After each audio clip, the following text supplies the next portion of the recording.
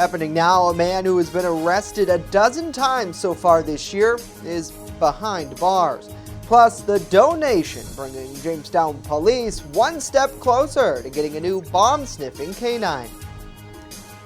Well, it's a wet end to another work week out there, but is there any improvements?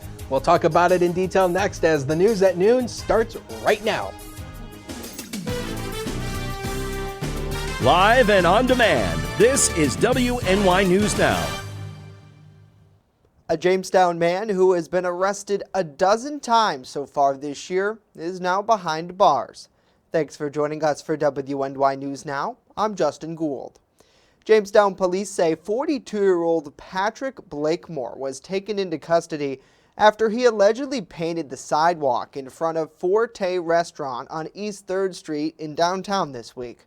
According to the Chautauqua County Jail records, Blakemore was booked into custody without bail. Now, he was previously charged in connection with an alleged shoplifting incident at the North Main Street 7-Eleven store here in Jamestown. That arrest, police say, happened just 12 hours after the man allegedly struggled with officers attempting to arrest him for allegedly trespassing at a local pharmacy last Friday night. Officers say that was the sixth call involving Blakemore since 3 o'clock Saturday afternoon. The alleged crime spree, officers report, is due in part to New York's bail reform law. Well, Pfizer has become the first pharmaceutical company to ask the Food and Drug Administration for full approval of its COVID-19 vaccine. Like Moderna and Johnson & Johnson's vaccines, Pfizer's COVID shot is currently being administered under emergency use authorization. The company says it's already distributed 170 million doses of its vaccine, which is enough to vaccinate half that number of people. Pfizer and both biotech have asked for the FDA to review their shots. That process takes 6 months after the agency receives all preclinical and clinical trial data. Now, at the same time, Pfizer's also applying to extend its emergency use to include children ages 12 to 15. If the FDA approves that request, it would become the first vaccine available to people in that age bracket. The U.S. economy is on the road to recovery. But even as it springs back, some industries are waiting on their own comeback, cutting the debate over pandemic unemployment benefits front and center. Britt Conway has a look at both sides of the coin. From hotels to restaurants, there may be more customers, but there aren't always enough workers. We only had 3 people respond to our ads, and none of them showed up. There are stories like this all over the country in a number of industries. Some have pointed to pandemic unemployment benefits as a possible deterrent. We're supposed to go hire people to retain them, but at the same time, you're paying unemployment. And now 2 states are cutting off those benefits early. Montana's governor made the announcement Tuesday, with South Carolina's governor following suit Thursday, saying the benefits take away the incentive to go back to work. Other states could end up doing the same thing, since taking part in pandemic unemployment benefits programs is a state decision. But a White House economic advisor says there are a number of factors playing into this labor shortage, including parents with kids still at home. It's still the fact that our schools are far from completely open. The virus is still upon the land. There's still hot spots out there. And we've yet to stand up the kind of childcare sector. And sometimes it's a matter of switching fields, like leaving the restaurant industry. Yelling at people to put on their masks is not what I want to do every day. For a 9 to 5. Whatever the reason, the chairman of the Federal Reserve says it won't last long. We'll come back to this economy where we have, equilibrium between labor supply and labor demand. It may take some months. I'm Britt Conway reporting. Britt, thank you. More than a dozen states recently brought back the requirement that the unemployed have to be looking for work if they want to get jobless benefits. Well, Jamestown Police are one step closer to purchasing a new explosive detection K9. Faulkner Manufacturing Company Rand Machine Products has donated $8,500, covering all costs associated with deploying the new police dog. Rand formally presented a check to the department during a ceremony this morning after the company's employees came together this year to raise the funds. Jamestown Police Chief Tim Jackson says the dog will be trained to detect firearms by sniffing out residue left behind and will be able to detect bombs as well. We've never had one in the city, so this will be our first bomb dog. So it's a great tool to have. Great tool. Now, the K9 will not be purchased until spring 2022 when the training school is expected to reopen. After training is complete, the department will in total have 3 police K9s on their force.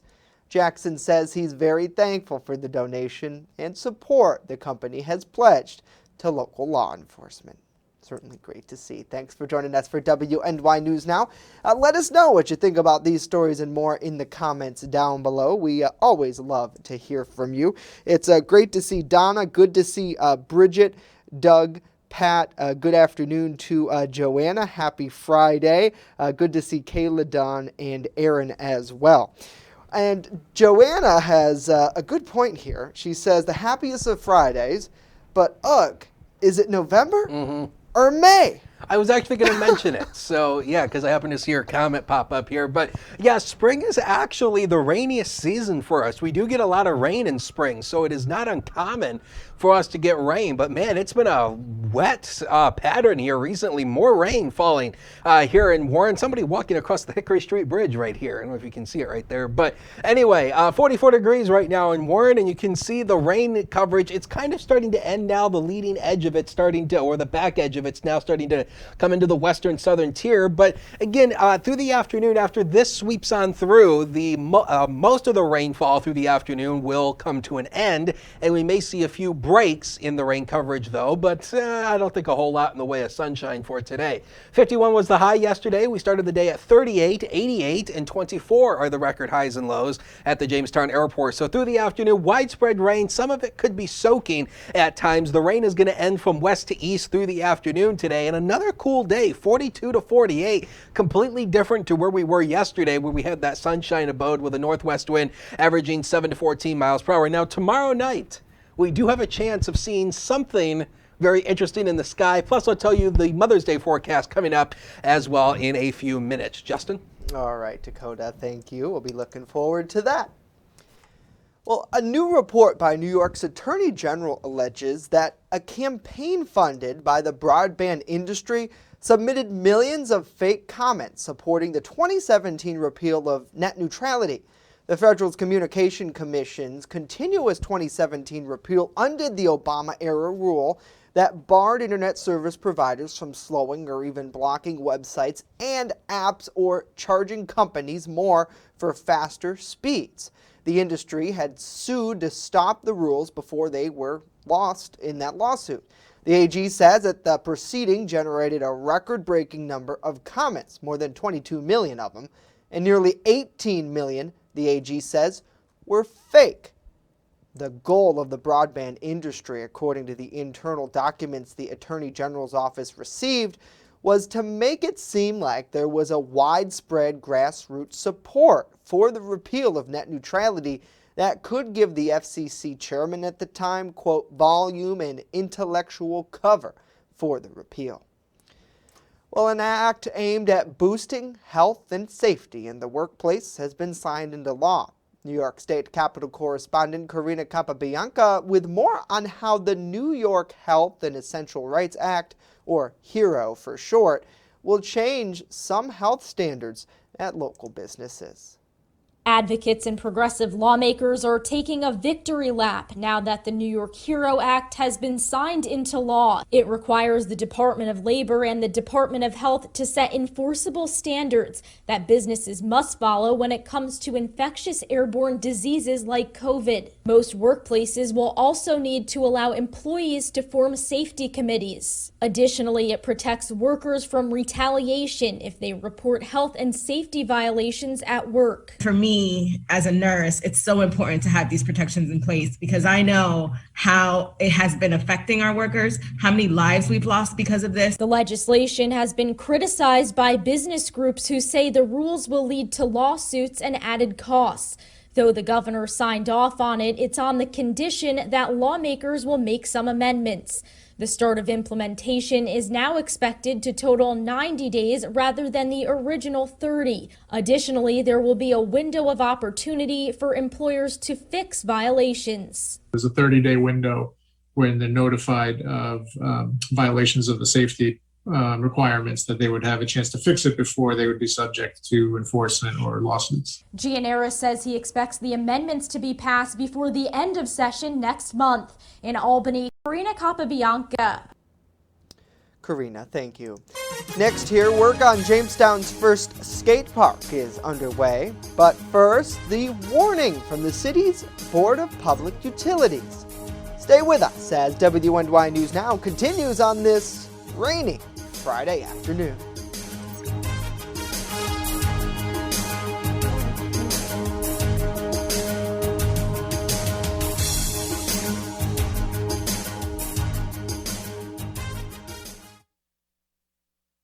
With coverage that matters, this is WNY News Now. The George Barone Jr. Scholarship Fund is hosting its first annual Rummage and Bag Sale fundraiser. An inductee in the Chautauqua Sports Hall of Fame, Barone managed, coached, and assisted in youth baseball for 64 years in and around the Jamestown area. 100% of proceeds generated will be donated, which will provide scholarships to graduating Southwestern Central School seniors who partake in athletics. Learn more by checking out the scholarship on Facebook and joining us for the fundraising event. EagleZip.com is your local one-stop shop for all of your home and business computer needs. Located on Fluvan Avenue Extension, just outside of Jamestown, EagleZip.com sells and services all brands of desktops and laptops, as well as servers and network equipment for your business. All new computer sales include transferring your data from your old computer, plus a 2-year warranty. Call EagleZip.com today. Stop by EagleZip.com today and let us make computers easy for you. Honest John's has what you're looking for. When you want it good, we're gonna give you lots more. From freshly made subs to the best of pizza and wings, Honest John's has what you're looking for. And now 2 great locations, East 2nd Street and Fairmount Avenue. Order takeout or delivery today, online at honestjohns.pizza. You're gonna get it good at Honest John's. Every cookie sold in the Girl Scout Cookie Program helps girls learn lifelong lessons in people skills, decision making, money management, goal setting, and business ethics. It's amazing how much you can learn from a cookie. The Girl Scout Cookie Program. Think outside the box. You're watching WNY News Now, where coverage comes first. A 29-year-old Jamestown woman has pled guilty to maintaining a drug-involved premises. The U.S. Attorney in Buffalo says that Chelsea Hunt entered the plea yesterday. Prosecutors say that between January and December 2018, Hunt rented the 2nd floor of a residence on Linden Avenue here in Jamestown. Well, while living there with her children, police say Hunt, in violation of the terms of release, allowed co-defendant Douglas Beardsley to live in the attic, allegedly peddling methamphetamine and heroin. It's alleged that Hunt took an active role in assisting the operation, such as helping Beardsley with his customers and informing about police activity. The charge carries a maximum penalty of 20 years behind bars and a fine of $500,000. Charges remain pending against Beardsley. Well, a new phone scam is targeting Jamestown Board of Public Utility customers. The Jamestown BPU says that scammers are calling their customers and threatening to shut off their utilities if they don't make an immediate payment. The customer is then transferred to a representative who requests account information and payment methods. These calls have come from 2 numbers here locally, 716-640-1668 and 716-377-4384. Now, BPU customers are reminded that the utility does not make such calls and that customer service representatives do not take payment information over the phone. A new kind of park is coming to Jamestown. Mayor Eddie Sundquist hosted city officials, donors, and other members of the community yesterday for the official groundbreaking of the Riverwalk Community Skate Park. WNY News Now, Claire Galt reports.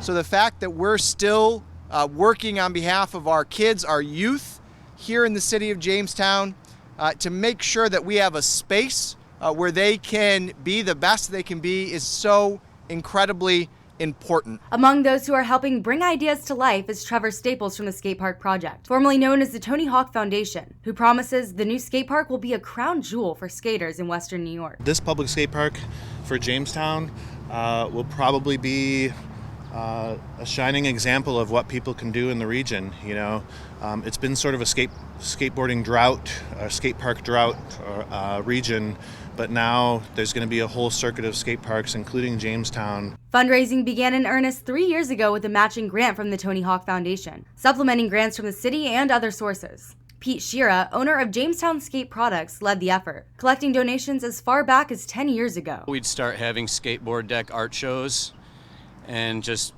keeping the money put away in a bank account, waiting for this day to happen. That money, the city's Director of Development, Crystal Surdick, says is vital for construction. The skate park will be built at the site of an old trolley maintenance house. Some of the old trolley pieces left behind have been incorporated into the design. Besides this beautiful setting, and I think one of the most exciting things to me is that it's really putting this land back to use. Cleaning up a site and still honoring its history. The project also includes extending the Riverwalk behind the park, providing additional access to the river. Claire Galt, WNY News Now. Claire, thank you. The skate park is expected to be developed in phases. While pre-construction work has already begun, actual construction is expected to get underway by the end of the month and completed by the end of the summer, when it will be opened to the public. Well, the man behind the National Comedy Center's COVID-19 safety protocols is being recognized for his efforts. The New York State Tourism Industry Association presented Dallas Thrun with the Excellence in Young Professional Leadership Award this week. Thrun was recognized for his role in the reopening of the National Comedy Center last year after its 16-week closure due to COVID-19. Including the development and eventual implementation of the center's health and safety program, dubbed LaughSafe. Now, Thrun's responsibilities include managing museum operations, supervising the frontline staff, and training for both the NCC and Lucy Desi Museum. Now, a Chautauqua County native originally from Little Valley, Thrun graduated from Jamestown Business College and began his tourism career as an intern at the Comedy Center's museum in 2013. Well, certainly congratulations to him.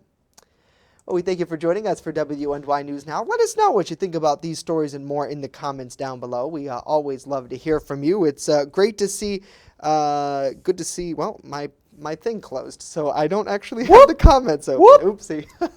I will get those back open. But I know I saw I'll take your Joanna. spot. Dawn, Dave, Okay. Donna, hello to all of you. I've never had my tablet actually crash. I've never had that happen before. We'll trade. We'll trade. I have a fancy new one, by the way. Yeah. I just bought this one just a while ago.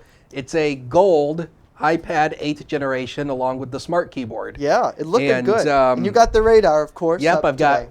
one of the favorite apps, if you're a weather nut, or anybody should have this. It's Radar Scope.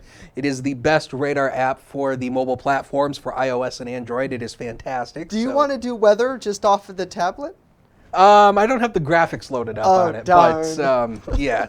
Well, But either way, the story today. Well, we did that once, remember? Yeah, I do. When we were in the we did newsroom. weather off an old iPad Mini because we had computer graphics meltdown back in the weather office, back in the old studio, and we couldn't fix it in time. So we're just like, screw it, just use the iPad. Knock on wood, that'll never happen again, hopefully. Hopefully.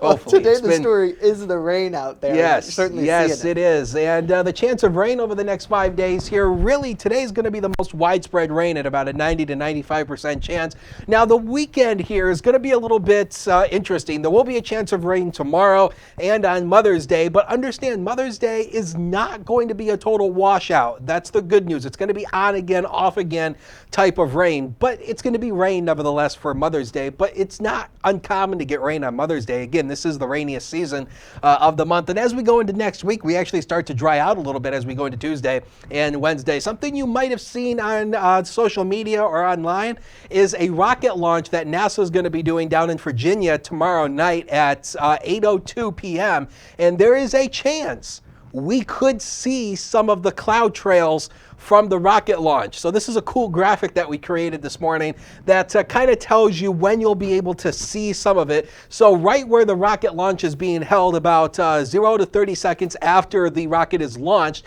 For Western New York and Northwestern Pennsylvania, possibly about 30 to 60 seconds after the launch, we might see some of the trail smoke. About 60 to 90 seconds further out to the east, further back out to the west, and once you head out towards Chicago, about a minute and a half. And now the discrepancy here is going to be cloud cover. There is going to be some clouds Saturday night, but we're hopeful we can clear out a little bit to at least see some of the trail smoke from the rocket launch down in Virginia. So if you have a chance to see that, do that. It's NASA's new rocket that they're going to be launching down there. Rain showers downtown right now, 39 degrees with an east wind of 9. Look at that wind chill, 33. So yeah, it's definitely feeling like early spring, maybe late winter, out there. But at least all this is liquid right now on First Defense Doppler radar. We have some rain showers moving across the southern tier. These are kind of moving east-northeast, and this is kind of the back edge of it right here, kind of clearing through Mayville and Bemis Point right now. So as that moves through, the widespread rain is likely going to be coming to an end here, and you'll see the back edge of the storm system over Detroit. This is what's going to be coming our way over the weekend, another system that'll bring us some rain showers on Saturday and Sunday. So let's show it to you on Future Scan. Notice how it shows the widespread rain tapering off west to east through the day. We may actually see a few breaks in the cloud cover.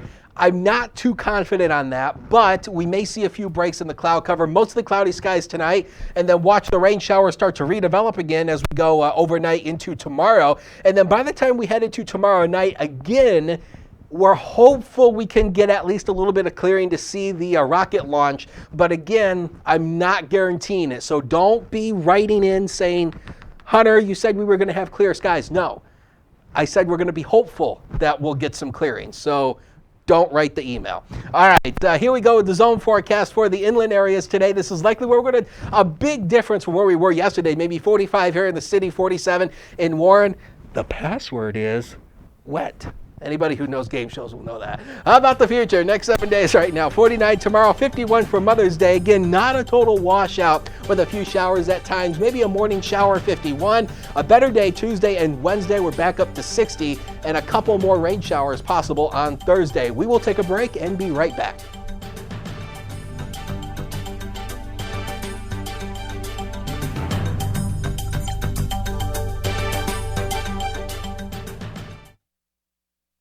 You're watching WNY News Now, your source for breaking news.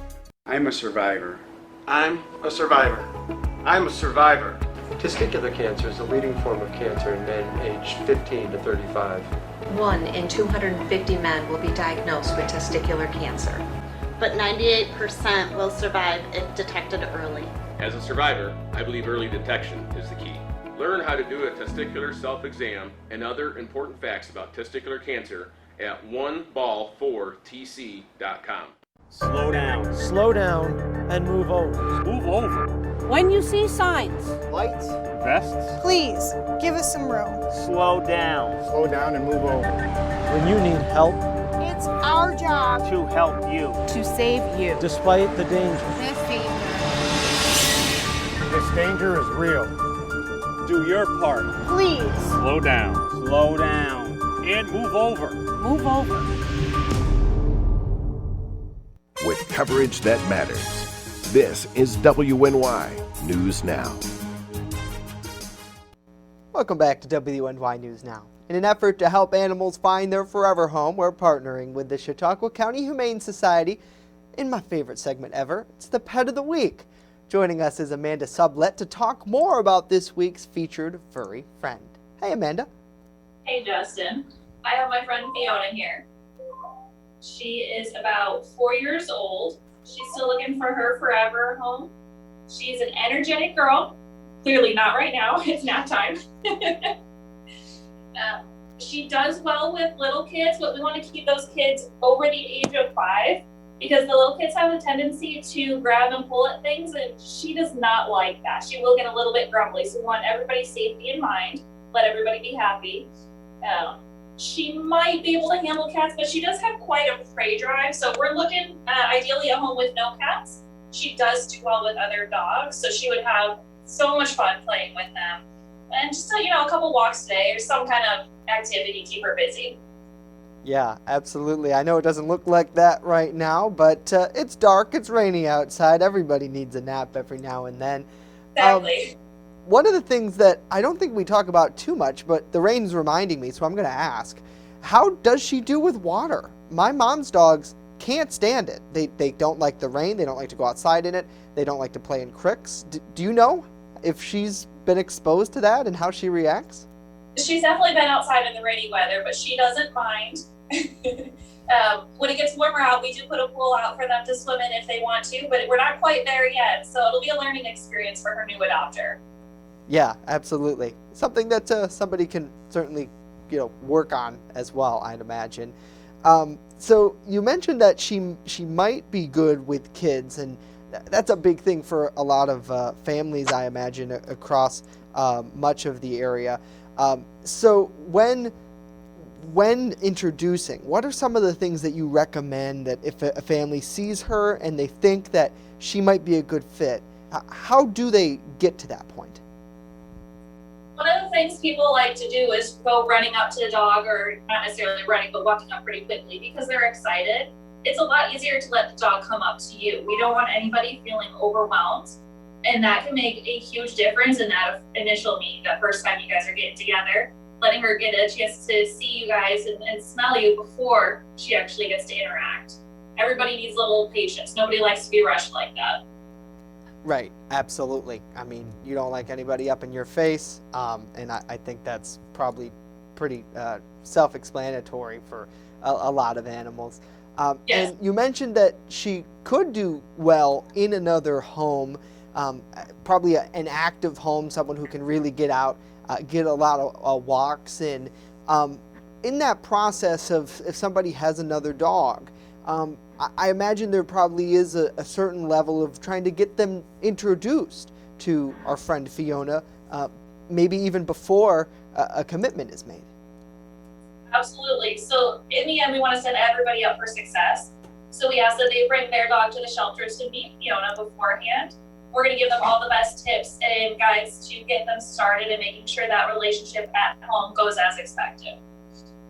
Yeah, absolutely. And just looking at her today, it looks like she's ready for a perfect home. Amanda, thank you so much for joining us on the broadcast today. And again, to learn more about our friend Fiona here or other residents of the shelter, it's super easy to contact the Chautauqua County Humane Society. You can call them at 716-665-2209 or visit their website, chqhumane.org. Ooh, looks like she's ready for a nap. Well, that's going to do it for us today. Of course, news continues 24/7 at WNYNewsNow.com and on our mobile app. You can download it for free in the Apple App Store and Google Play Store. We'll leave you with this live look over Chautauqua Lake. A little rainy out there, but no worries. If you missed anything we talked about today, Dakota's weather forecast, our local news, this program is available live and on demand. So as soon as we're done, you can rewatch it again, or even better yet, share it with your friends and have them watch it. And of course, subscribe to our updates here on Facebook and on our YouTube channel if you haven't checked it out as well, and download our mobile app. Just search WNY News Now in the Apple App Store and Google Play Store. Dakota and I are back on Monday. Hope to see you then.